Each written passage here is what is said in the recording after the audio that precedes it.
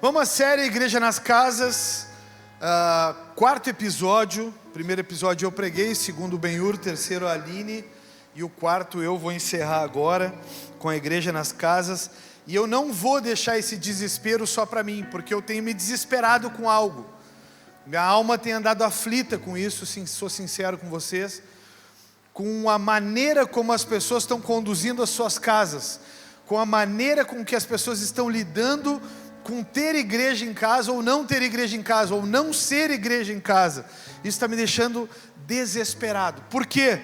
Porque os dias estão cada vez mais maus. O inimigo está cada vez mais astuto, cada vez ele acha uma estratégia maior ou melhor para atacar as nossas casas. E se nós, igreja, não estivermos atentos, as nossas casas vão ser invadidas por Satanás. Nesse mês que passou, eu visitei 4 células e, consequentemente, conversei com muitas pessoas nessas 4 células. E percebi nessa visita às células que no decorrer dos dias, as pessoas cada vez mais estão envolvidas em suas rotinas. E como dizia a Aline, e que pregação, irmãos! Ou como dizia o pastor Eric lá, que palavra! Eu particularmente nunca tinha tomado tanto pau, a sensação que ela tinha dobrado uma toalha, molhado a toalha num balde, e sem dar um grito ela vinha, pim, e tu sentia aquela pancada aí, né? Aí de repente ela vinha com outra palavra, e não deu um grito, baixinha, pequenininha, magrinha. E como dizia nessa nobre pregação da Aline, Jesus está ficando esquecido nos templos e a gente está seguindo o nosso caminho. Quando ela fez menção a essa palavra, irmãos, eu fiquei assim, caramba, eu nunca tinha olhado por essa ótica, porque a gente sempre dá uma romantizada nas coisas, né? E Jesus tinha ficado ali no templo celebrando, contemplando toda a beleza, aprendendo, falando, porque ele era o mais sábio entre os sábios. Mas os pais tinham continuado, cara. Os pais tinham continuado. E ele tinha ficado para trás. E aí quando ela começou a falar sobre aquilo, cara, eu comecei a pensar sobre isso. Será que nós não andamos correndo atrás das nossas próprias pautas e prioridades? E Jesus realmente não tem ficado esquecido nos templos? Caramba, eu comecei a pensar sobre isso e vou te fazer um alerta, porque eu confesso que estou desesperado com isso. Toda vez que eu vou a uma casa, ou que eu converso com alguém, inevitavelmente, presta atenção em mim aqui, inevitavelmente, eu ouço a rotina da casa. Eu ouço como as pessoas vivem, eu ouço o que elas falam. E ouçam, irmãos, eu ouço os filhos das pessoas. E ao ouvir os filhos das pessoas, se faz interpretação rápida de como é a rotina da casa. Eu comecei a prestar atenção nisso e comecei a conversar com muitas pessoas, e comecei a pensar nessa situação de Jesus no templo. Como seria eu sair da minha casa com a minha família em direção ao que Deus tem planejado para nós, e me esquecer de Jesus no templo? Ou esquecer meu filho lá, deixar ele para trás? Como seria? Como seria você saindo e esquecendo o autor e consumador da nossa fé e caminhando em direção das nossas próprias prioridades? Quando ela fez isso, quando ela falou isso, ligou um alerta, e eu lembrei imediatamente de uma palavra que está em Mateus 6,33, não é o texto base, então não te preocupe em abrir. Mateus 6,33, a Bíblia diz: buscai, pois, em primeiro lugar o seu reino e a sua justiça, e todas as coisas vos serão acrescentadas. Infelizmente hoje, a gente não está fazendo isso. Eu sou pastor de uma geração diferente. Então agora, por exemplo, aqui, eu já fiz um mapeamento de quem está e de quem não está. A minha mentezinha já fotografou os 3 cenários, e nesses 3 cenários eu já sei quem veio e quem não veio. E aí na semana, a fotografia já foi feita aqui, aqui e lá, e na semana eu começo a chamar alguns irmãos. E aí, fulano, não apareceu? E aí, Beltrano, tá tudo bem contigo? E aí eu começo a ouvir as respostas, irmãos. Não, tá tudo bem, não estava legal, não estava me sentindo bem. Não, tá tudo bem, eu tive que ir numa corrida, futebol, um beach tênis. Tá tudo bem, eu tive que sair com a família. E durante a semana, irmãos, o inimigo pega todas as possibilidades que há. O inimigo começa a pegar todas as possibilidades que existem para usar isso contra ti. E caminhando, andando, irmãos, por essas casas, então, e conversando com os filhos das pessoas, eu comecei a discernir coisas. Aquela família que tem ensino. Eu comecei a discernir a família que tem controle, que o pai e a mãe estão ativos dentro de casa, que eles não são passageiros da agonia. Eu comecei a conversar com pessoas e comecei a perceber pessoas ainda mais aflitas do que antes. Pessoas ansiosas, pessoas depressivas, pessoas que não mudam nunca, que estão sempre com as mesmas coisas. Isso é a coisa mais enlouquecedora para um pastor. Porque a gente vai numa célula agora, por exemplo, eu liderei a célula 22 o ano passado. Esse ano eu voltei para a supervisão como pastor que sou, e a minha previsão de retornar nessa célula 22 é para o final do ano. No máximo no segundo semestre, no mínimo no começo do meio para o segundo semestre. Aí eu começo a olhar para isso, e aí eu vou chegar lá de repente, e meu irmão, não posso chegar lá com eles piorando, eu tenho que chegar lá com eles melhorando. E eu comecei a perceber que tu vai em umas casas e de casa em casa, e as pessoas se queixam sempre das mesmas coisas. Deixa eu te dizer uma coisa, irmão, e essa é daquelas coisas que eu vou dizer, que a retaliação é certa que vem depois, e o pastor não é um cara legal, eu não me torno um cara legal. Meu irmão, deixa eu te dizer uma coisa, se tu tem uma vida diante de Deus, diga comigo essas três coisas: eu tenho uma vida diante de Deus, eu sou guiado pela palavra, e eu tenho vida de comunhão com o Senhor. Se daqui a um ano eu estiver como a mesma pessoa, agora eu falo sozinho, eu estou em pecado. É pecado, tem pecado. Pastor, eu estou lutando pela mesma coisa, pastor, tem pecado, tem brecha, o diabo está entrando aí. Então eu comecei a passear pelas casas, e vou continuar isso, com exceção dessa terça, porque eu vou comer churrasco. Nós temos 3 quadras de areia disponíveis no Militão para nós: futevôlei, beach tênis e vôlei vai estar disponível, e a quadra de society para o futebol. Eu queria muito que vocês prestassem atenção. O povo, tem uns que estão dispersos ainda estão com a cabeça no louvor. Calma um pouquinho, vem para cá, deixa eu te ensinar algo nessa manhã.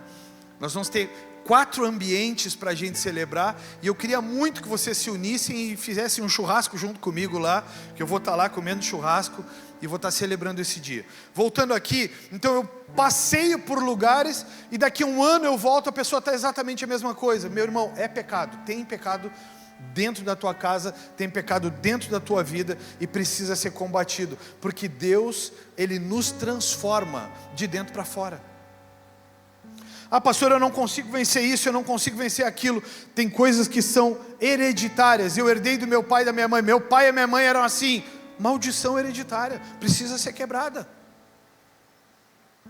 Ah, mas meu pai era assim, pastor, eu sou igual ao meu pai. Se tu é igual ao teu pai, é uma coisa errada, tu está errado, tu está dando continuidade a uma maldição. Amarra e quebra isso na tua vida. Partindo do ponto de vista de que você está pautando as suas próprias prioridades e decisões diárias, o resultado disso é incerto. Deixa eu te explicar melhor. Partindo do ponto de vista que você está pautando a maneira como vai viver, o jeito que vai viver, e você está pautando as prioridades do dia. Hoje eu vou levantar, eu vou trabalhar, eu vou levantar, eu vou fazer uma comida à noite, eu vou praticar uma atividade física, eu vou visitar minha mãe ou meu irmão, e depois eu vou dormir. Você pautou as prioridades do dia. As decisões e as consequências são absolutamente todas tuas. Se você levantar pela manhã e você disser: Senhor, eu quero entregar o controle controle do meu dia nas tuas mãos. Senhor, o que o Senhor quer que eu faça? Senhor, que maneira que o Senhor quer que eu conduza o meu dia? Então Deus não vai te dizer para não trabalhar, ao contrário disso, Ele diz que do fruto do nosso trabalho comeríamos. Então Ele vai te dizer, trabalha, tenha um tempo na minha presença, primícia, tenha um tempo na minha presença, trabalhe, priorize a sua casa e a sua família, e então tenha comunhão comigo e eu te direciono, porque a Bíblia diz, busque em primeiro lugar o reino de Deus e a sua justiça, e todas as coisas serão acrescentadas. Mas vamos para os dias atuais, e agora a gente já vai emendar na palavra aqui. Vamos para os dias atuais. A gente levanta, a única coisa que está programada para os adeptos de atividade física, e alguns que adoeceram com isso, tem gente que adoeceu com atividade física. Pô, pastor, explica aí. Tem gente que adoeceu, tem gente que a atividade física virou a prioridade, tem gente que adoeceu, que se tem algo de atividade física programado, esquece todo o outro. Gente, isso não está certo. Em primeiro lugar o reino de Deus, sua justiça, e as demais coisas vos serão acrescentadas. Vamos lá, vamos pensar nisso.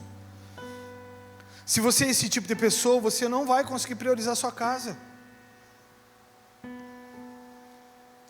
Mas se você é esse tipo de pessoa que estabelece a sua pauta diária com prioridades, o resultado disso é incerto, devido à inexperiência que você tem no todo que é a vida. Então deixa eu te falar algo, você não tem experiência de futuro, você só tem experiência de passado. Se você está fazendo pautas e você está estabelecendo coisas que você quer viver ou que você quer fazer para o futuro, você não tem experiência de como as coisas serão amanhã. Mas deixa eu te explicar como é que Deus age em relação a isso. Você só tem experiência do que viveu no passado, então não tem nada de certeza do futuro. Só que a Bíblia diz em Apocalipse 1:8 e em 4:8, a Bíblia diz que Deus era, é e há de vir. Então Deus conhece o passado, Deus conhece o presente e Deus já escreveu o futuro.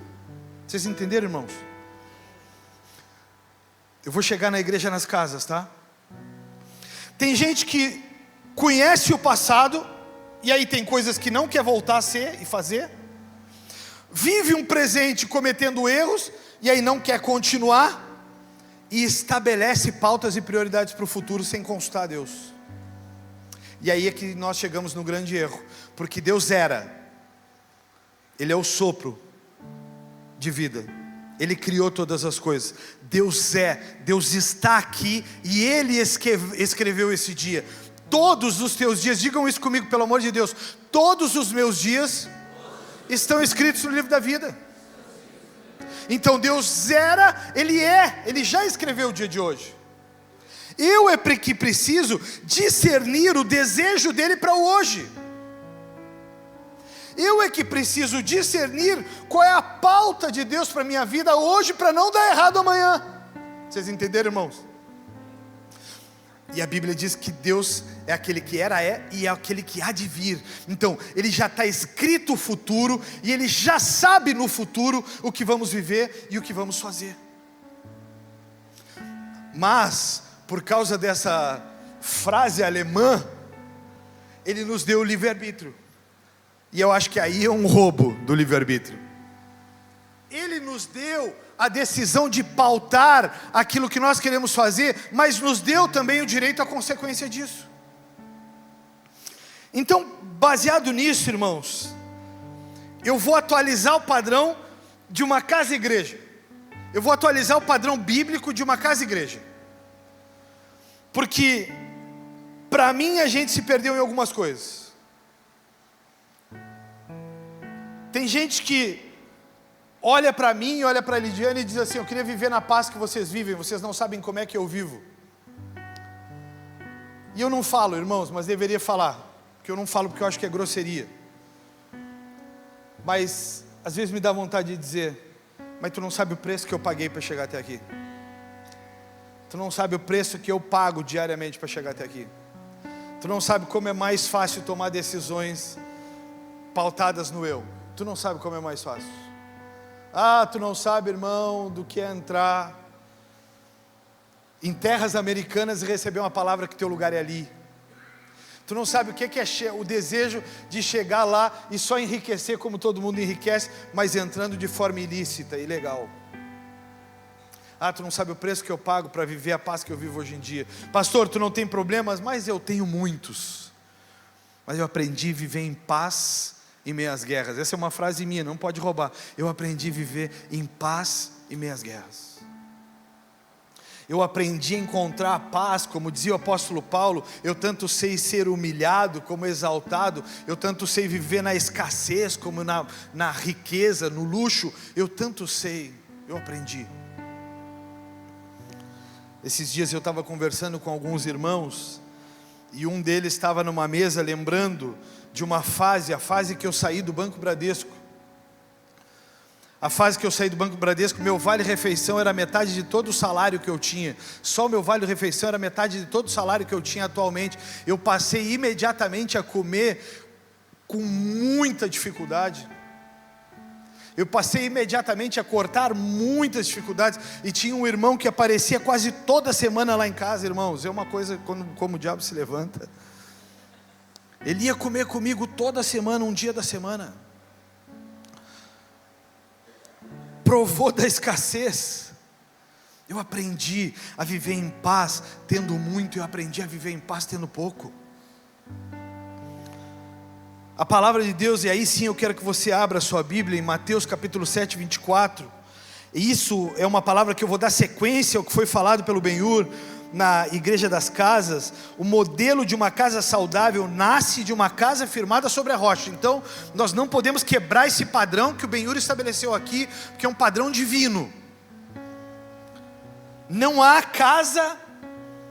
igreja que seja uma casa firmada nos padrões e nos conceitos criados por mim. O que é uma casa criada na rocha, pastor? É o padrão e o conceito criado por Deus. O que é o padrão criado por mim, pastor? Eu determino o que acontece nessa casa. Eu determino como vai ser essa casa. Eu determino como serão os meus dias. Na minha casa, irmãos, nós não determinamos o que serão os nossos dias.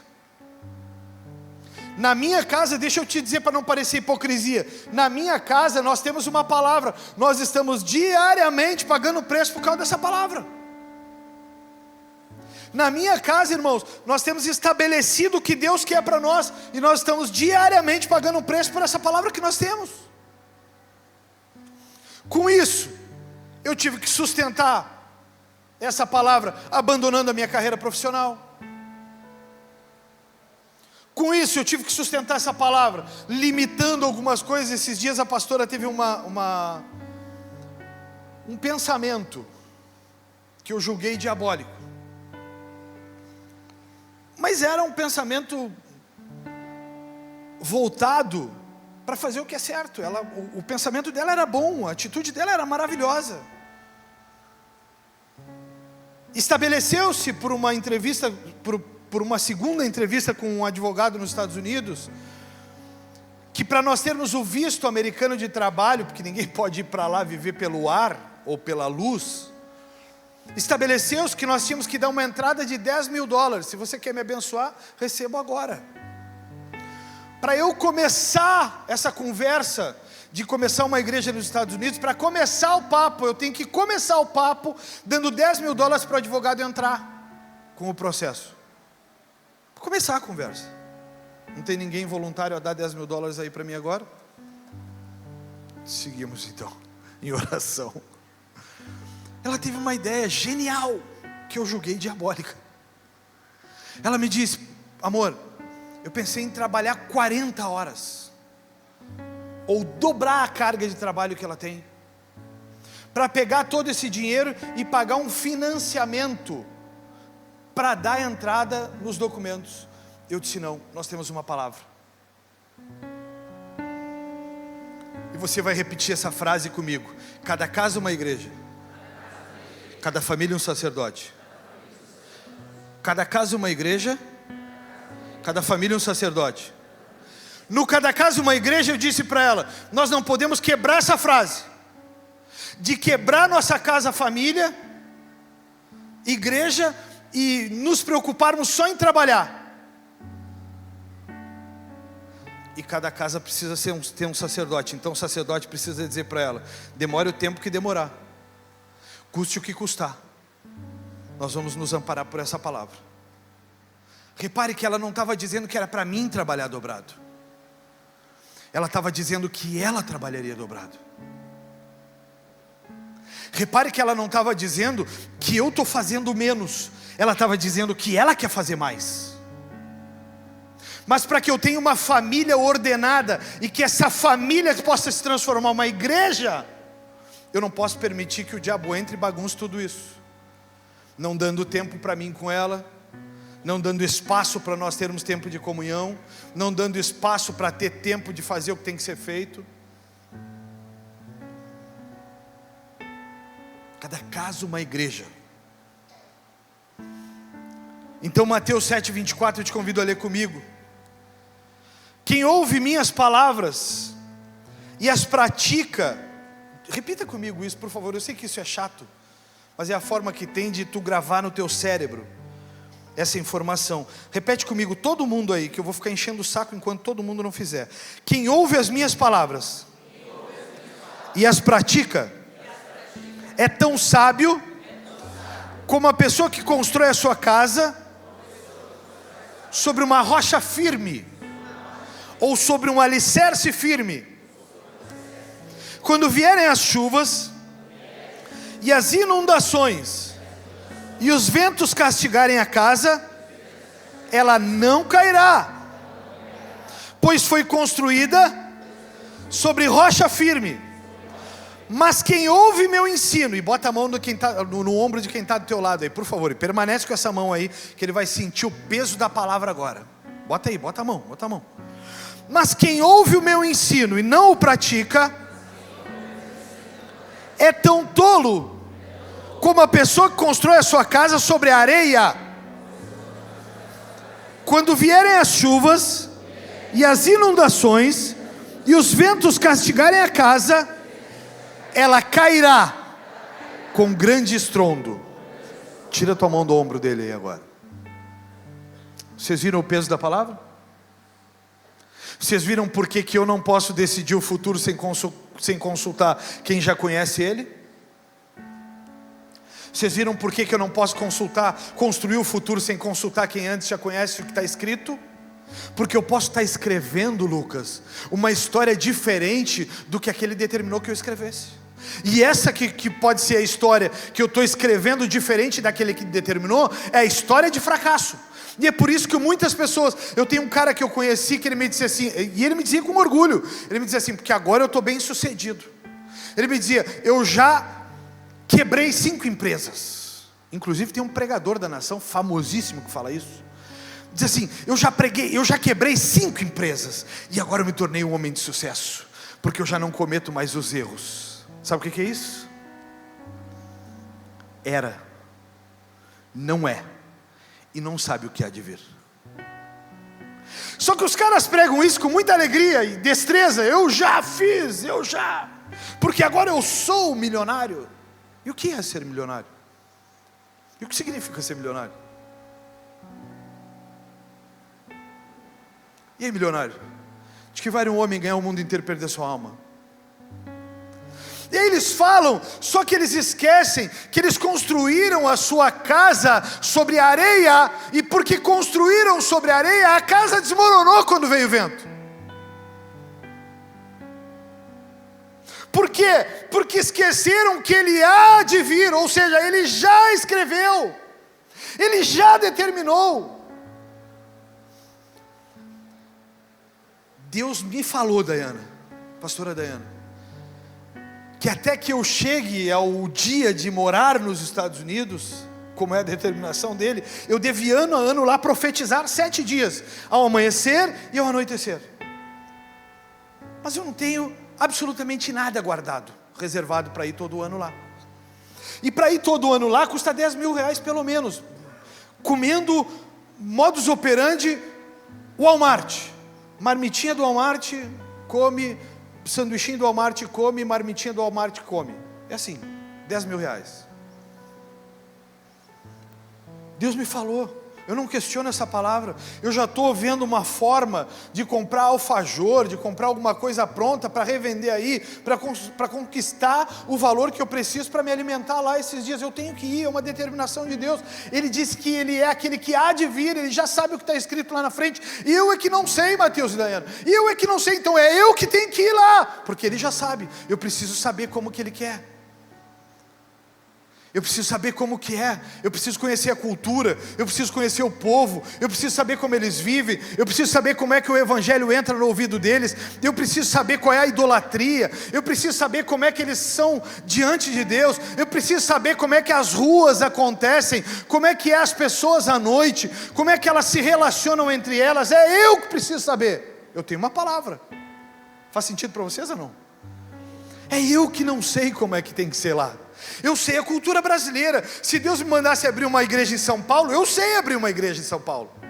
Isso eu sei como o brasileiro é. Eu sei que o brasileiro é noturno, eu sei que o brasileiro gosta de um happy hour, eu sei que o brasileiro gosta de um bom bate-papo, eu sei que o brasileiro, por exemplo, em São Paulo, gosta de uma roda de café, gosta de sentar numa cafeteria pós-trabalho. Eu sei como é que é. Então eu começaria reuniões rotineiras com amigos pós-trabalho numa cafeteria. Então eu ia começar a introduzir a Bíblia.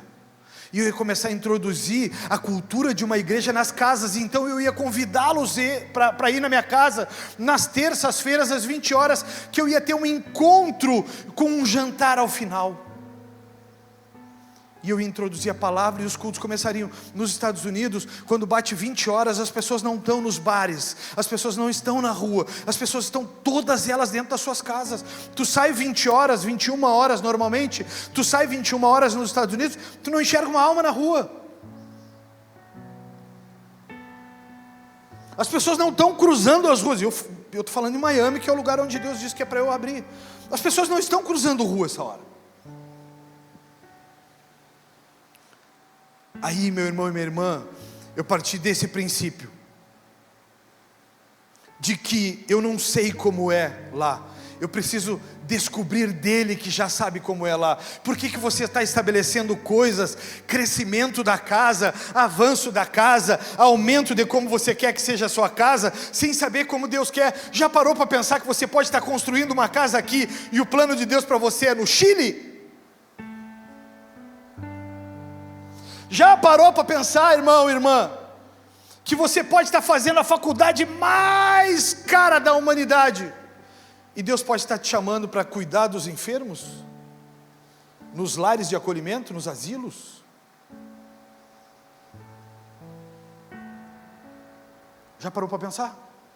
Que você pode estar sonhando com uma faculdade, e essa faculdade ser a tua ruína? Que você pode estar sonhando com uma empresa, e essa empresa ser a tua ruína? Porque Ele há de vir, Ele já escreveu e você não sabe qual é o futuro? Uma vez eu tive que bater o pé aqui como pai espiritual de um irmão muito precioso para mim. Ele tinha um bom rendimento no trabalho que tinha e se formou na faculdade. Se formou em psicologia. E ele me disse: pastor, eu fui lá na casa dele por um convite dele. Ele me disse: pastor, estou pensando em dar continuidade, acho que a psicologia não tem muito a ver comigo, as coisas são diferentes do que eu imaginava, e eu tenho tido um bom rendimento aqui. Eu disse para ele: não, cara, de jeito nenhum. Deus te vocacionou para isso, Deus te chamou para isso, tu precisa investir. Mas pastor, tu precisa investir, cara, Deus te vocacionou, Deus te chamou. Hoje ele vive da psicologia em 100% da sua renda. 100% da renda é psicologia. E nunca, eu o conheci antes, e nunca teve um rendimento financeiro parecido com o que tem agora. Parecido com o que tem agora. Hoje ele deve ganhar pelo menos umas 3 vezes o que ganhava antes. Diga comigo assim: Deus é aquele que há de vir. Não precisa todo mundo dizer, porque tem uns que ficam moscando aí. Deus é aquele que há de vir. Agora diga bem alto aí comigo: Ele já conhece o futuro. Partindo disso, eu vou falar sobre 3 coisas rapidamente aqui. partindo desse princípio do que deve ter em uma casa que se tornou uma igreja saudável, porque nós já sabemos que nós não podemos definir o futuro sem saber o que Ele quer desse futuro, amém? Nós já sabemos disso. Então nós vamos estabelecer as 3 pautas de uma casa-igreja. 3 pautas. Primeiro, diga comigo aí, espaços de oração e adoração. Agora cutuca o irmão que está do teu lado e diz para ele: uma casa-igreja precisa ter espaço para oração e a adoração. Diga para ele assim: uma casa-igreja precisa ter espaço para formação de pessoas. E uma casa-igreja precisa ter espaço para comunhão com Deus. Vocês captaram isso? Oração e adoração, formação e comunhão com Deus. Eu vou começar pela última. Modelos de uma casa saudável.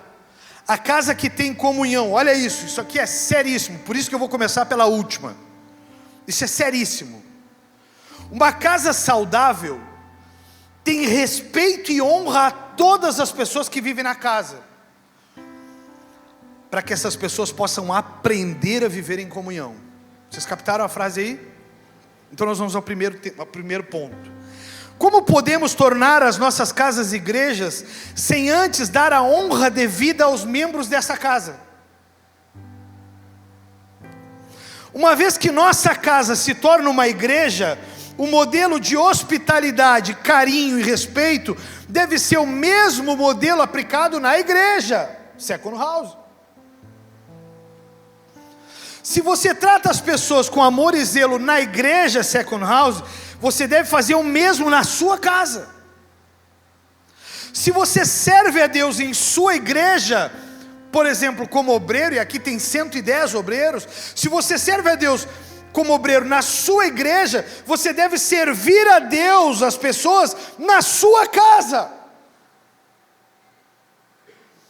Porque é uma hipocrisia servir a Deus aqui na igreja e não servir a Deus as pessoas na sua casa.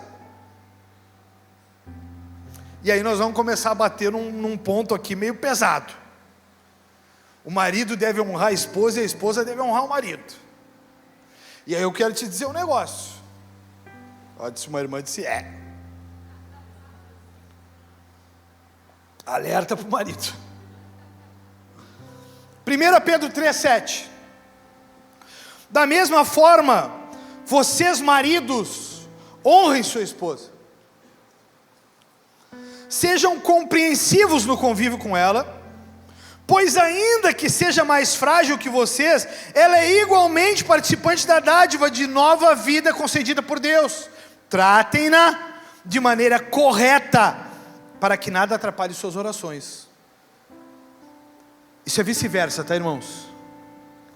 Não vou bater num versículo para as mulheres, é vice-versa. Se tu não honra teu marido, olha o que diz no final: para que não atrapalhe as suas orações. A desonra ao marido ou à esposa atrapalha a oração. Tu vai estar rasgando, chorando: Deus, tu não me ouve. E Deus está dizendo lá: honra teu marido, é só o que precisa, já está liberado. Aí Deus está dizendo: Deus, eu tenho precisado tanto ouvir tua voz. E Deus está lá gritando: honra tua esposa, é só o que falta, eu tenho tudo liberado.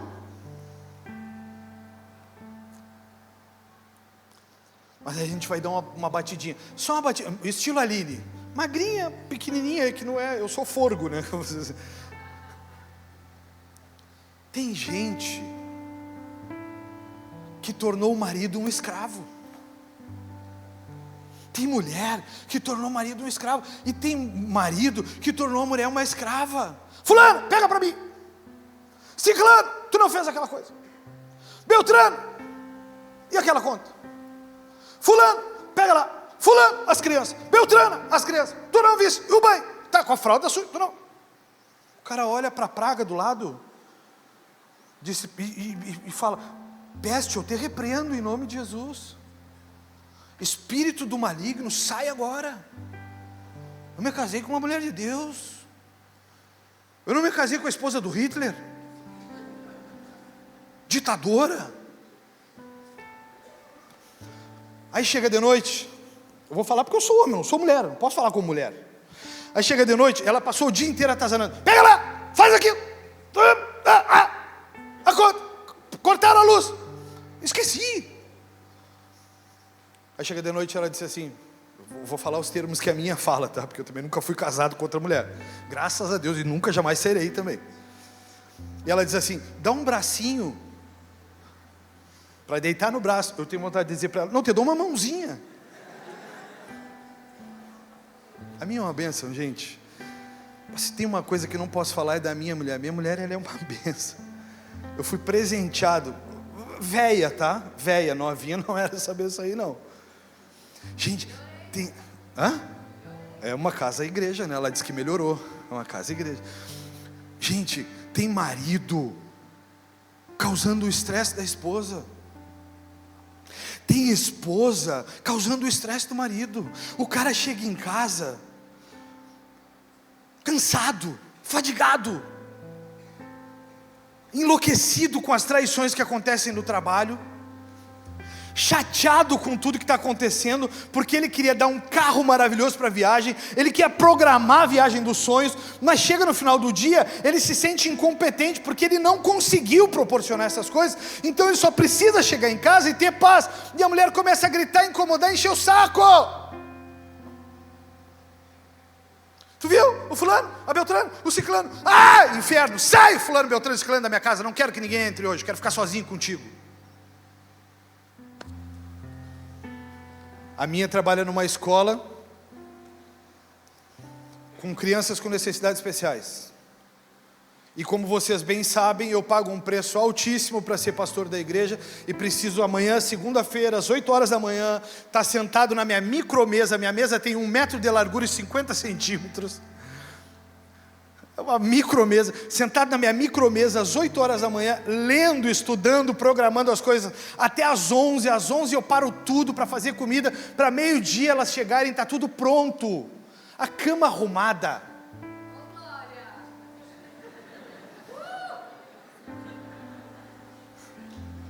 Não é fácil a vida de um forgo. E aí ela chega, irmãos, ela entra na porta, eu não vou simular ela com um gato, tá? Ela chega na porta, amor, ai, quem tá com... amor, ai. Aí eu paro para ela, olho para ela e digo assim, calma, aquieta a tua alma. Aí eu digo para ela, tu tá gritando, fala baixo. Agora, aí ela me olha e para na minha frente, 20 segundos imóvel, o que ela quer? Um abraço. Ela, eu só preciso de um abraço. Aí agora a gente fez um acordo, não grita que eu te abraço.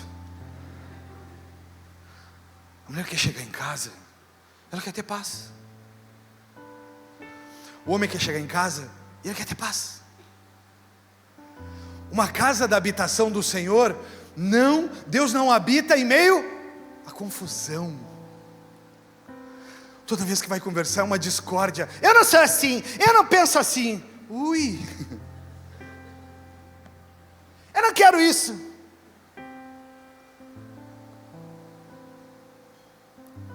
Hitler, o que tu quer? Eu vou dar uma dica para as mulheres. Dou ou não dou? Não querem que eu dê, eu não dou. Eu sigo. Se pedir para eu dar, eu dou. Mulheres querem? Então diz, dá uma dica, pastor. Quando ele não for um homem de Deus na tua vida, não te conduzir com sabedoria e dedicação, fecha a porteira, bota o cadeado. E ele vai te procurar com toda alegria e ele vai dizer, amor, como é que tu tá? Vem deitar. Não, vou ler, vou orar. Aí ele vai dizer, amor, vamos tomar banho? Não, eu já tomei. Aí ele vai dizer, o que está acontecendo contigo? Nada. Não é assim que ele responde? Nada, está tudo bem. Mas tu não vê que tu está me negando o básico? É bíblico a mulher suprir o seu marido? É. Mas tu está impedindo as minhas orações. 1 Pedro 3,7. Faça isso, irmã. Sabedoria diz que a gente precisa conversar. Então tu vai sentar com ele. Amor, lembra da porteira do pastor? Eu perdi a chave do cadeado. Se eu bater ele, não abre mais. Sabedoria para lidar. O marido e a esposa, eles querem chegar em casa e encontrar a Deus na sua casa. O marido e a esposa, eles querem chegar em casa e ter um encontro com Deus na sua casa. E você é ferramenta disso na sua casa. Homens agora, parem de ser ditadores. Deem liberdade para suas esposas escolher, decidir. Deem liberdade para elas guiarem algumas situações da casa. O que nós vamos fazer hoje? Não sei, amor, vamos fazer o que tu quer. O que tu acha que a gente deve fazer? Teve um marido que deu um abraço na esposa.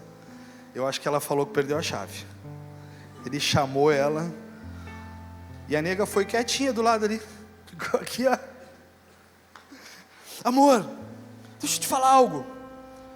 O que tu quer fazer? Como é que tu quer que as coisas aconteçam? O que tu quer comer amanhã? Onde é que tu quer ir? Que filme nós vamos olhar? Para de olhar só filme de guerra. E eu amarro todo o espírito que se movimenta para que as casas sejam cheias das séries do Xing Ling. Eu repreendo esse demônio que se levantou nas nossas casas. Os doramas, dorama, eu lembrei o nome de Satanás. Doramas não. Vamos mudar de assunto, os filhos e os pais. O inimigo começou a se levantar. O filho e os pais. Essa aqui é uma promessa condicional. Diga para mim, comigo aí, promessa condicional. Ela tem uma condição. Amém? Êxodo 20:12, ela diz: honra teu pai e tua mãe. Eu gosto da versão revista atualizada, por isso eu botei aí, tá, Vitor? Depois vai voltar para a NVT. Honra teu pai e tua mãe, para que se prolonguem os dias na terra que o Senhor te teu Deus te deu. Então, honra teu pai e tua mãe, para que se prolonguem os teus dias na terra que o Senhor teu Deus te dá. Te dá. Promessa condicional. Com desonra, encurtamento dos dias. Com honra, alargamento dos dias. Entenderam isso? Promessa condicional. Promessa agora, essa que eu acho que ninguém entendeu ainda na íntegra. A íntegra dessa promessa é o seguinte: todo mundo tem pai e mãe. Ninguém nasce do acaso, do abismo ou da galinha. Todo mundo tem pai e mãe. Então Deus está dizendo a toda a criatura: honra teu pai e tua mãe, para que se prolonguem os teus dias na terra. Então Ele está dizendo assim: honra máxima a primeira autoridade constituída sobre a tua vida. Antes de patrão, antes de marido, para que se prolonguem os teus dias na terra. Deus está dando o primeiro decreto. Se vocês começarem a quebrar os primeiros princípios, não vai haver continuidade nisso. Porque tu não vai saber honrar marido e esposa se tu não sabe honrar o primeiro padrão de autoridade te dado, que é pai e mãe. Então tu não sabe fazer. Minha mãe deu um decreto quando descobriu que a Lidiane estava grávida: em 30 dias tu tem que estar fora da minha casa. 29 dias eu estava com tudo pronto para sair da casa dela. Decreto da minha mãe. Ela havia determinado.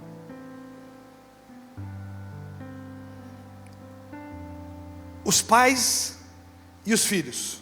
Era o filho para os pais, Êxodo 20:12. Agora é o pai e os filhos, Efésios 6:4. Pais, digam comigo isso, por favor. Pais, mais alto. Pais, está com eco.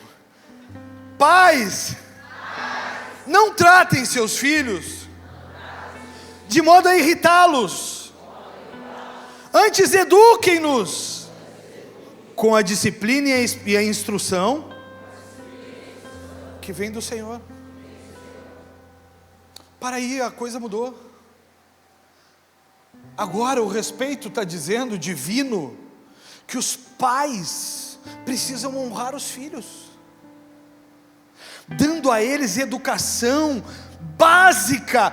Pais, tratem os seus filhos de modo a não irritá-los. Não tratem seus filhos de modo a irritá-los. Antes, eduquem-nos. Educar os filhos é a honra, com a disciplina e a instrução que vem do Senhor. Mas tem uma terceira etapa, e agora eu te convido a abrir a tua Bíblia em Deuteronômio capítulo 6, versículo 4. Palavras que tem muita Bíblia, demoram mais um pouco, então não fique enchendo meu saco, porque demorou, faz 1h20, pastor, não me incomoda, tem Bíblia, se tem Bíblia tem conteúdo, amém? Vai pegar pastores e pregadores, vão pregar 40 minutos, mas que a Bíblia é uma passarela que eles passaram correndo, não é isso que a gente quer, amém? Deuteronômio 6, versículo 4, diz assim: ouça, ó Israel, o Senhor nosso Deus, o Senhor é único. Ame o Senhor seu Deus de todo o seu coração, de toda a sua alma e de toda a sua força, e guarde sempre no coração as palavras que hoje eu lhe dou. Presta atenção nisso. Repitam-as com frequência a seus filhos, converse a respeito delas, da palavra, quando estiver em casa, quando estiver caminhando, quando se deitar e quando se levantar. Para aí, vamos fazer de novo essa leitura aqui. Deus está dizendo, repita com frequência aos seus filhos e converse a respeito dessas palavras quando estiver em casa, igreja, casa. E quando estiver caminhando, quando tu estiver caminhando com teu filho, ensina a palavra. Quando tu te deitar, ensina a palavra. Quando tu te levantar, ensina a palavra. Quando tu caminhar, ensina a palavra. Quando tu sair com ele, ensina a palavra. Quando tu caminhar para a direita, para a esquerda, ensina a palavra. Quando tu levantar, ensina a palavra. Por quê? Que a palavra de Deus, a Bíblia diz no Salmo 119, versículo 105, é lâmpada para os meus pés, não estou no escuro nunca mais, e luz para o meu caminho, eu sei onde devo caminhar. Se tu não ensina para os teus filhos, e irrita os teus filhos, não reclama da consequência que terá nos teus filhos. Não reclama. Ah, mas meu filho é rebelde, pastor. Irmão. Meu filho é rebelde, deixa eu te dizer um negócio. Teu filho não aprendeu com um carpinteiro. Teu filho não aprendeu com o juiz que está julgando a causa lá no fórum. Ele não aprendeu. Pastor, meu filho é respondão, pastor. Ele não aprendeu comigo, irmão.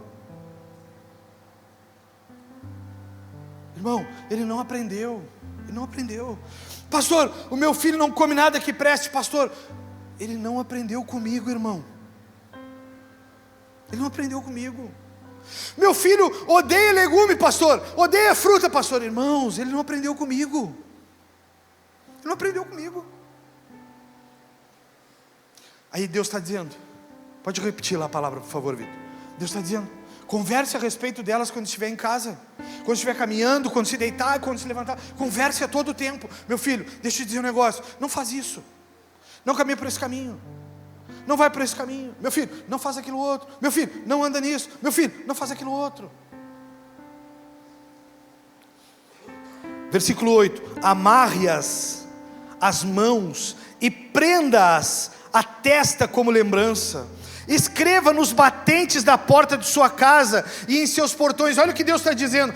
Quando tu entrar na tua casa, o teu filho tem que ler ali, aqui é um lugar de honra. Quando tu entrar na tua casa, nas janelas tem que estar escrito, aqui é um lugar onde predomina a palavra de Deus. Quando ele for sair pela porta dos fundos para ir no pátio, aqui tem que dizer, nessa casa o Senhor é o centro. Quando ele for para frente, na frente tem que dizer, o Senhor é o meu pastor, nada me faltará. Quando estiver no fundo, ele tem que saber que ainda que se levanta, ele tem que saber a palavra. Ainda que 1000 se levantem ao meu lado, 10.000 à minha direita, eu não serei atingido. Ele tem que saber a palavra. É isso que Deus está dizendo. Mas a gente quer casa e igreja, mas a gente não tem padrão igreja. Tu vai perceber aqui que quando tu vier aqui para fazer alguma coisa, tu não vai conseguir. Tu pode ter um dom maravilhoso, mas se a gente vê que tu não tem um comportamento adequado, tu nunca vai subir para cá para cima. Tu pode ser uma pessoa maravilhosa na oração, mas tu nunca vai estar na intercessão se a gente não vê o teu comportamento cotidiano, nunca vai estar. Tu vai perceber que tu vai chegar aqui na frente e não vai ser o irmão de trás que vai, quando tu vier para o apelo aqui, não vai ser o irmão lá do fundo que vai vir orar por ti, vai ser líderes. Por quê? Porque a gente já conhece a conduta deles. Vocês estão entendendo, irmãos? Por quê? Porque a gente sabe quem é que está colocando a mão na tua cabeça, não é qualquer um, não é um que vive uma vida qualquer. E eu não estou dizendo aqui que eles não são pecadores, e não estou dizendo aqui tampouco que eu não sou. Mas eu estou te dizendo que nós estamos buscando um comportamento bíblico para viver. Como poderemos tornar nossas casas igrejas saudáveis se não tivermos comunhão com honra dentro dela? Não poderemos. Uma vez que você entendeu a honra, então conseguiremos desfrutar da comunhão saudável dentro das casas. Maridos, não provoquem as suas esposas. Porque a gente gosta de lembrar, maridos, que aquela palavra que diz: esposas sejam submissas aos vossos maridos. Mas se o marido é um insubmisso, como é que ela vai se submeter? Se o marido é um agressor verbal, como é que ela vai se submeter? A força. Maridos, não provoquem a ira das suas esposas, para que a tua oração flua, ela suba a Deus. Ai, Senhor, ajuda a minha filha está A, B, C. Maridos, honra a sua esposa. O manual é básico. Ai, pastor, eu estou orando pelo meu marido, pastor, mas ele não se converte, pastor. Mas toda vez que tem uma discussão, tu diz tudo o que tu pensa e o que tu não pensa. Desonra. Ele vai se sentir ofendido toda vez que tiver um quebra-pau, porque a última memória que ele tem é uma memória de agressão verbal ou física. Tem isso, tem aquilo, tem aquele outro. É gente que nunca sai do calabouço, está sempre apontando defeitos que as pessoas cometeram. Como é que vai viver com uma pessoa assim, irmãos? Toda vez que tem uma discussão, tu lembra do sepulcro que tu ficou enterrado lá atrás? Como é que vai viver com uma pessoa dessa? Segundo,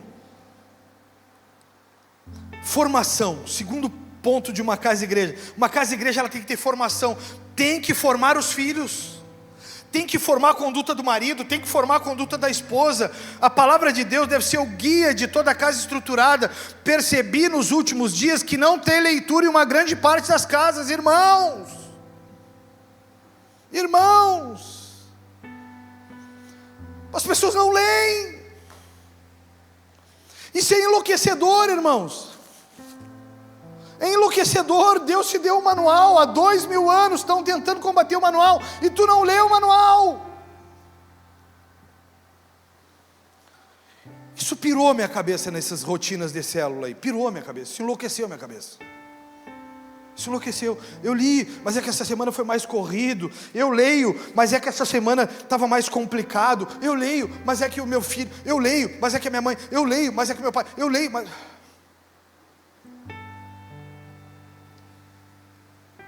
Lâmpada para os meus pés é a tua palavra, luz para o meu caminho. O crente que não lê, ele não prospera em conhecimento. Tu volta na casa daqui a um ano, a casa está igual ou pior. Por quê? Porque não lê. Lâmpada para os meus pés e luz para o meu caminho. Quando tu estiver lendo a palavra, ela está dando luz para o caminho que tu vai trilhar. Tu não está mais no escuro, porque tem a condicionante da palavra. A palavra de Deus, ela não é um talismã aberto na sala no Salmo 23, como é comum chegar nas casas e ter uma Bíblia gigante aberta no Salmo 23, o Senhor é o meu pastor e nada me faltará. Tu acha realmente que aquilo ali serve para alguma coisa? Talismã, Bíblia não é talismã, que tu chega e sai daqui. Tem gente que abre a Bíblia e aponta o dedo com os olhos fechados. Vou ler o que diz. Jesus chorou. Até ele está chorando, eu também vou.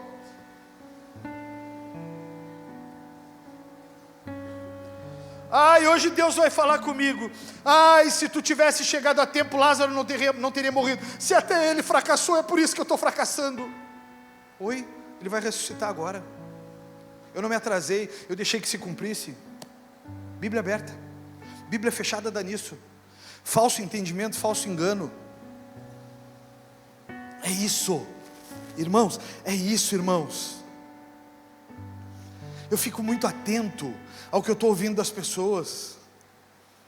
Ah, o filho está passando por uma dificuldade na escola. Meu irmão, senta com ele, tenta entender o que ele não entendeu, tenta discernir o que está acontecendo, porque o que pode estar acontecendo é uma perseguição espiritual. Então tu tem que te levantar como atalaia para o teu filho, e guardar o teu filho em oração, e guardar o teu filho em instrução. Mas o que acontece? Nós não temos tempo em família. A nossa casa não é uma igreja. A palavra de Deus, ela é o guia dos sábios e o manual das pessoas de sucesso. Não há uma pessoa sábia que não se guie pela palavra. Não há. Os sábios se renderam à palavra ultimamente. Não há sábio que não se renda à palavra, porque nenhum homem é ignorante ao ponto de pensar que pode ignorar a Deus e que vai dar tudo certo. Ao contrário disso, 2 Timóteo 3,16, a Bíblia diz: toda a escritura é inspirada por Deus, é útil para nos ensinar o que é verdadeiro, porque aqui tem uma falsa verdade. Tem gente que diz que a Bíblia é falha porque ela foi escrita por homem, mas Timóteo está dizendo que toda a escritura é inspirada por Deus. Ela é útil para nos ensinar o que é verdadeiro e para nos fazer perceber o que está em ordem em nossa vida. Ela nos corrige quando erramos e nos ensina a fazer o que é certo. Deus a usa para preparar e capacitar o seu povo para toda boa obra. Bíblia. Mas é que eu tenho dificuldade de ler, pastor. Todo mundo precisou ler para aprender a ler e escrever. Então, se tu tem uma dificuldade, tu sabe o caminho para mudar a dificuldade. Quando tu começou a estudar, tu não estudava à noite porque te dava sono, porque tu era criança. Não, tu fazia isso pela tarde ou pela manhã. Ou seja, horários em que teu cérebro estava em pleno funcionamento. Tem gente que está deixando para a última hora, não tem mais o que fazer e abre. Jesus chorou. Não vai conseguir. Ah, mas é que eu não entendo, pastor. Eu não entendo. Anota as tuas dúvidas, irmão. Leia e anota as tuas dúvidas. Tem um negocinho hoje em dia chamado IA. É bem simples. Vai ali, tu baixa um aplicativo que nem o Facebook tu baixa. É a mesma coisa, baixa o Facebook. Para de olhar essa imundícia e bota na IA ali: não entendi, versículo 20, capítulo 23, versículo 1. O Senhor é o meu pastor e nada me faltará. O que ele queria dizer? Ah, entendi. É literal? Não. Pode ter erro? Pode. Mas tu já não está mais na ignorância. Tu já tem uma boa saída. Mas o que está acontecendo? Eu não entendo. Deixa para lá. Aí vai olhar televisão, YouTube, série, dorama, filme. E aí está ficando na ignorância.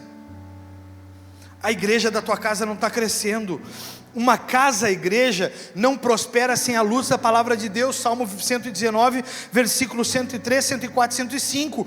Como são doces as tuas palavras, são mais doces do que o mel.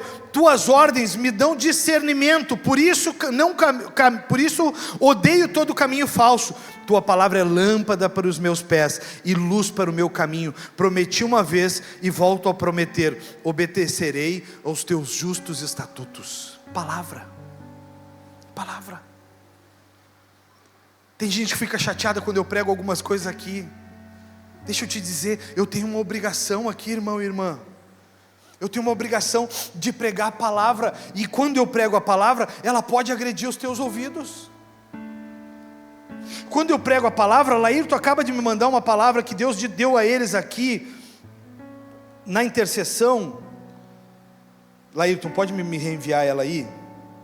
Não sei onde é que está. Me reenvia a palavra, perdi ele de vista. Está por aí, está aqui. Está me reenviando? Cadê esse? Ah, está ali, cabeça baixa ali. Aqui, a palavra que ele me reenviou. Aí ele me deu um oi e apareceu. João 6,60. Ao ouvirem isso, muitos dos seus discípulos disseram: é dura essa palavra, quem pode suportá-la? Sabendo no íntimo que seus discípulos estavam se queixando do que tinham ouvido, Jesus lhes disse: isso é motivo de tropeço para vocês?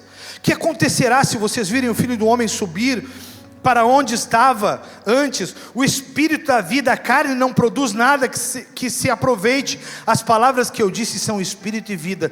Contudo, há alguns de vocês que não creem, pois Jesus sabia desde o princípio quais deles não criam e quem iria traí-lo. Versículo 65, ele acrescentou: é por isso que eu disse a vocês, que ninguém pode vir a mim, a não ser que isso lhe seja dado pelo Pai. Daquela hora em diante, muitos dos seus discípulos voltaram atrás e deixaram de segui-lo. Caramba, dura palavra. Os meus ouvidos não conseguem ouvir. O problema não sou eu, o problema é tu, o problema é os teus ouvidos. Uma casa igreja, ela não se sustenta por conceitos meus, ela não se sustenta por situações minhas, por decisões minhas. Não se sustenta, irmãos. Uma casa igreja, ela precisa ter formação dos filhos. Uma casa igreja precisa ter formação de conteúdo, de palavra. Tem gente que não lê um livro. Gente do céu, todo mundo aqui passou por uma escola e tinha que entender para que serve esses malditos desses verbos, para que serve a raiz quadrada. Quando é na tua vida que tu vai fazer uma conta, vendi por 10, comprei por 5, quanto é que tu vai precisar saber o que é raiz quadrada, essa desgraça desse colégio? Nunca! Para que tu vai para a escola para saber o que é o pretérito imperfeito? Eu acho que eu não sei até hoje ainda direito o que é. Para quê? Porque eles estão te ensinando um conceito.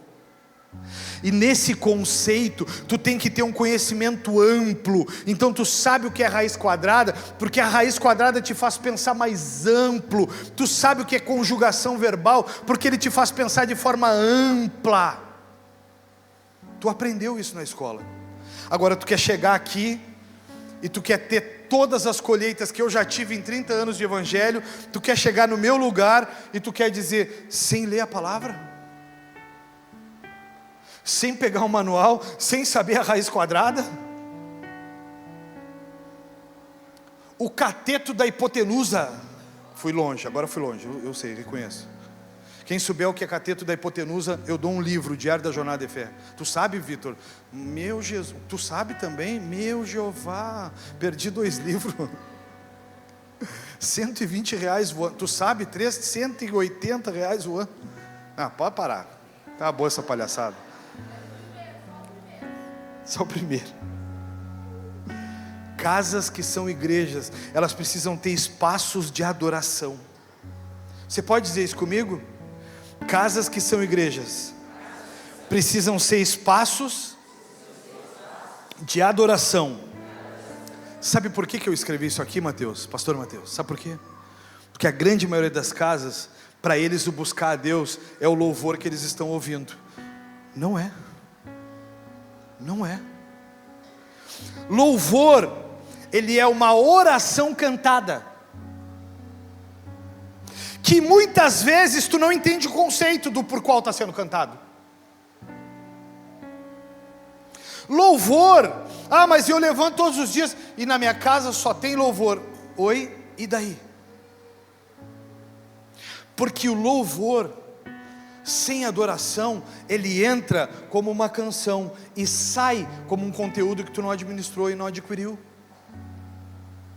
Mas pastor, todos os dias na minha casa eu coloco um louvor e fico ali, pastor. Vento se espalha em seguida. Vento.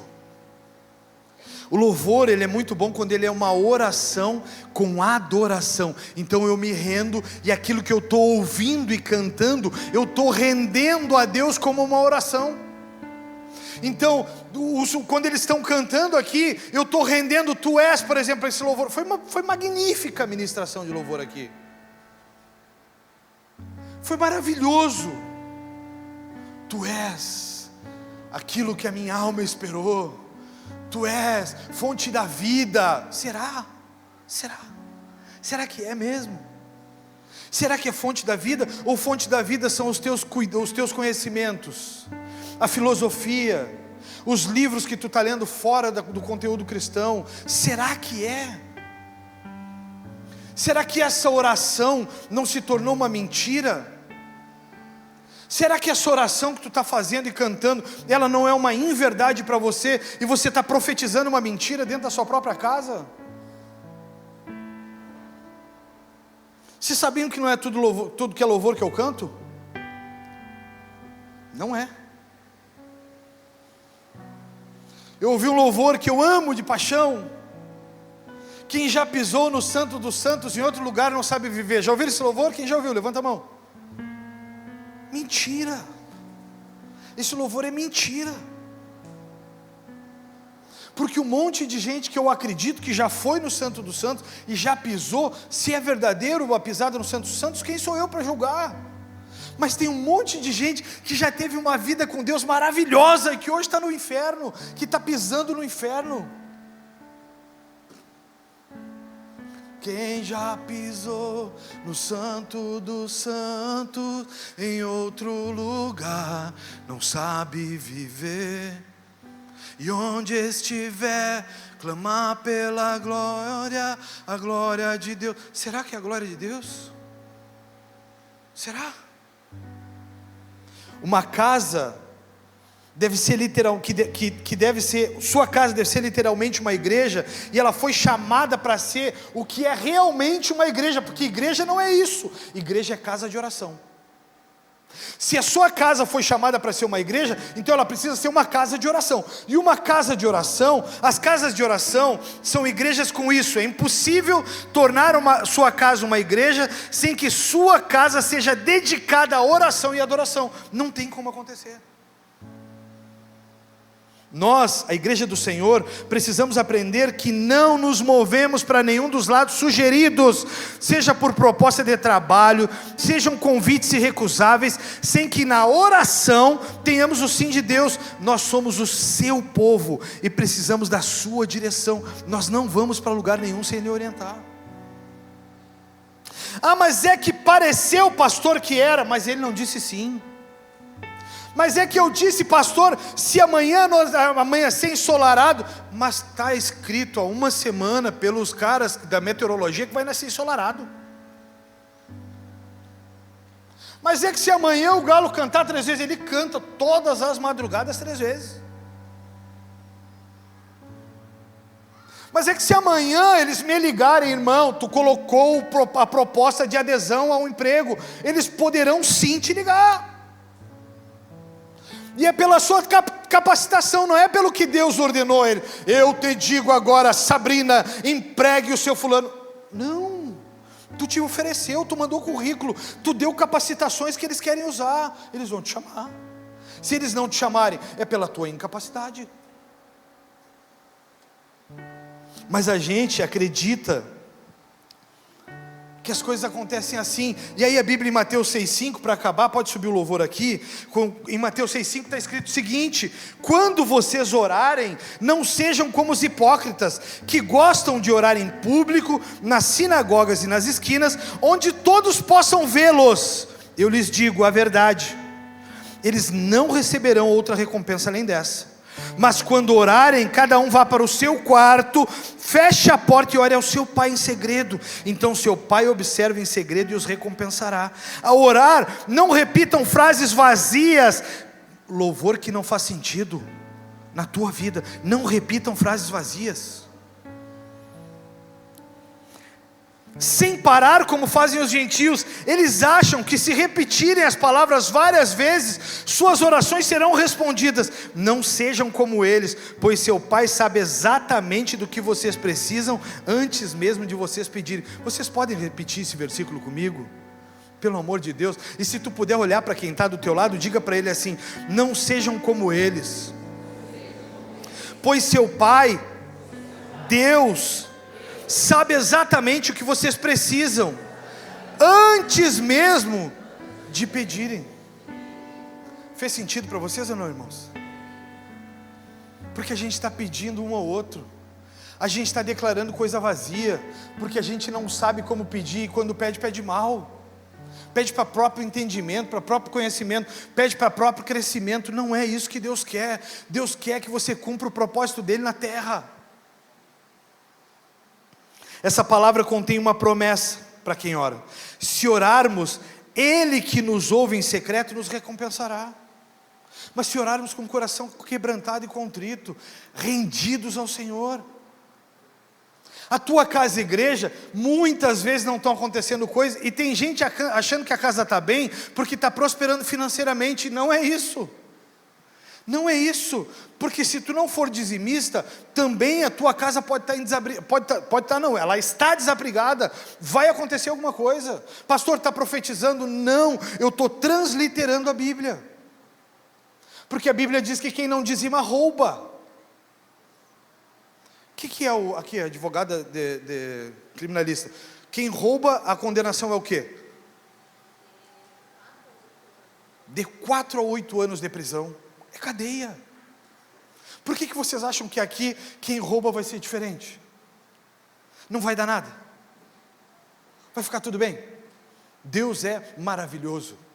Por quê?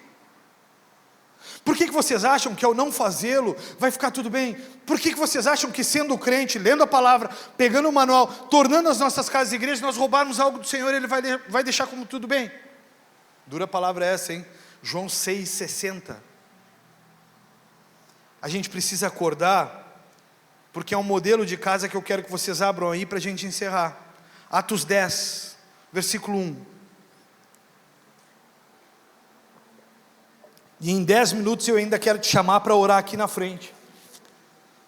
Tem 10 minutos para fazer tudo. Eu fiz uma pergunta para a Ia, e eu quero te dizer essa pergunta aqui. Mas antes eu quero ler a casa modelo, a casa de Cornélio, é um modelo de como devemos seguir. Diz assim, Atos 10:1, morava em Cesareia um oficial do exército romano chamado Cornélio, capitão do regimento italiano. Era um homem devoto e temente a Deus, como era também toda a sua família. Dava aos pobres esmolas generosas e sempre orava ao Senhor. Certa tarde, por volta das 3 horas, teve uma visão na qual viu um anjo de Deus vir em sua direção e dizer: Cornélio. Temeroso, Cornélio olhou fixamente para o anjo e perguntou: que é, Senhor? E o anjo respondeu: suas orações e esmolas subiram até Deus, e Ele as guarda na memória. Olha que coisa generosa e maravilhosa. Cornélio fazia generosidade, ele fazia atos de generosidade, ele ajudava as pessoas, ele orava pelas pessoas. Ele era um oficial do exército italiano, mas ele tinha generosidade na sua casa, a sua família era uma família organizada, e quando ele orava, Deus dizia, e o anjo respondeu, suas orações e esmolas subiram até Deus, e Ele as guarda na memória. Deus tem memória de um cara. Se Deus tiver memória da tua vida, tu está feito. Se Deus tiver memória dos teus feitos, tu está feito, meu irmão e minha irmã. Mas o que acontece conosco? Nossas casas são casas com potencial de se tornarem igrejas fortes, que são modelos na sociedade, mas não seremos sem aplicar esse padrão acima. Precisamos de uma vez por todas decidir como igreja a nos tornarmos casas saudáveis e a resgatar um povo que está perdido. Hoje a pastora fez uma brincadeira, mas falando sério, que raio de igreja é você que você não convida o necessitado para estar aqui? Eu vou te fazer uma pergunta rápida. Você conhece no seu trabalho, ou você que não estuda na faculdade ou na escola, alguém que está precisando muito de ajuda? Quem conhece? Levanta a mão. Levanta a mão bem alto. Quem não conhece ninguém? Levanta a mão. Quem não conhece ninguém? Está todo mundo bem na sociedade? Levanta a mão. Mas por que não levantaram a mão então? Se conhece alguém que está precisando, tem necessidade extrema, levanta a tua mão, por favor. Olha, parece que entenderam. Mas por que não convidou? Não é comigo? Tanto faz. Tem gente que é gente que tu ama e tu não convida. Tem gente que é gente que tu zela e tu não convida. Por quê? Porque não é relevante para ti. Muitas vezes tu não está fazendo o que não é relevante para ti. Tu não está nem aí, irmão, irmã. Só que muitas vezes a pessoa está do teu lado, e a tua esposa e o teu marido já parou para ouvir ela, já parou para ouvir teu filho, já parou para ouvir o que ele quer te dizer. Eu fiz uma pergunta para Ia, como disse a vocês. O que é uma casa saudável? Presta atenção aqui em mim. O que é uma casa saudável? A Ia me respondeu o seguinte: uma casa saudável é um ambiente projetado para promover o bem-estar físico. Diga comigo, bem-estar físico. Mental e emocional de seus moradores. Isso para Ia é uma casa saudável. E ela diz assim, funcionando, achei genial isso aqui, funcionando como uma terceira pele que protege contra doenças. Então, se a tua casa tem bem-estar físico, mental e emocional dos moradores, é como uma terceira pele que protege o teu corpo. Não vai pegar doença, porque a pele que pode ter contaminação por causa dos vasos sanguíneos é essa aqui que tu está vendo. Então vem uma terceira pele, que é esse bem-estar. Aí respondendo. Agora, biblicamente, o que é uma casa saudável? Uma casa saudável é uma casa que acolhe com honra e tem comunhão saudável. Eu vivo com a minha esposa e com a minha família em comunhão saudável. Uma casa saudável, os filhos recebem formação de caráter espiritual. Uma casa saudável se move através da oração e da adoração, esse louvor. Ela não se move só por louvor, ela se move por oração e louvor. Uma casa saudável, essa casa sim, ela gera bem-estar físico, mental e emocional. Essa terceira pele está na mão do Senhor e Ele quer colocar sobre as nossas vidas. Mas como nós fizemos? Nós deixamos o Senhor de fora. A pergunta que eu quero deixar é como está a sua casa depois de ver todo esse padrão. Como está a sua vida? Como você tem lidado com a sua casa? Você tem entrado na correria do dia a dia, pensando em dinheiro, promoção, crescimento, salário? Você tem pensado no todo, ou você tem pensado só no crescimento financeiro da sua casa? Gente, a tua casa, quando tu entra dentro dela, tu tem prazer em estar nela, ou tu só tem prazer em estar no teu trabalho? A tua casa, ela é suprida por ti, ou só a tua empresa é suprida por ti? Como é a tua casa? Eu te convido a ficar em pé, para nós adorarmos aqui por um instante. E quero encerrar essa série de pregações, te fazendo um alerta muito sério. As casas estão deixando de ser igrejas. As casas, elas estão deixando de ser casas saudáveis. As casas, elas estão se tornando uma correria. A gente entra e sai correndo delas. A gente sai de manhã cedo sem prestar atenção no que o ser humano que está dentro dela pensa, sente ou como ele está. As casas de hoje em dia, a gente chega no final do dia e descarrega toda a carga que nós trouxemos do trabalho. Por quê? Porque nós esquecemos que esse ser humano que ali está, precisa ser envolvido pela terceira pele que Deus tem, que se traz com saúde espiritual e emocional.